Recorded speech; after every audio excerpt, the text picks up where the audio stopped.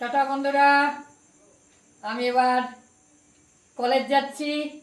অনেক দিন ছুটি ছিল, টাইম মতো যদি আমি আবার না ঢুকতে পারি তাহলে কিন্তু আমার চাকরি চলে যাবে। অনেক কষ্টে চাকরিটা পেয়েছি।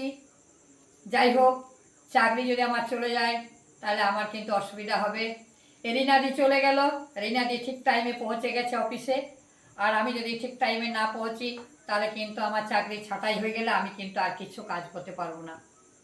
তো কলেজে আমি যে যাচ্ছি, হ্যাঁ সত্যিই তো, আমি তো কলেজে তাদেরকে যে লেখাপড়া শেখাবো, আমি তো পড়াশোনা জানি না খুব একটা।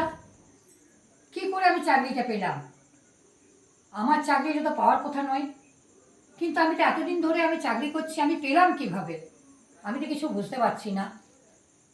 তো যাই হোক, আমি ঠিক টাইম মতো কলেজে পৌঁছে যাচ্ছি। আমার যেন না চাকরিটা চলে যায়, আপনারা সবাই সহযোগিতা করবেন। আমি এবার টাইম মতো না পৌঁছতে পারলে আমাকে কিন্তু চাকরির থেকে বঞ্চিত করে দেবে। ওই এত এত মাস্টাররা ঘরে বসে গেছে, কি কষ্ট তাদের, কত কষ্ট তাদের। যদি চাকরিগুলো বজায় রইত আরও আনন্দ পেত। কিন্তু আমিও কলেজে যাচ্ছি, আমার যদি চাকরিতে চলে যায় আমি কি করে সংসার চালাবো? তাই আমি টাইম মতো আমি কলেজে যাচ্ছি। টাটা বন্ধুরা, ভালো থাকবেন।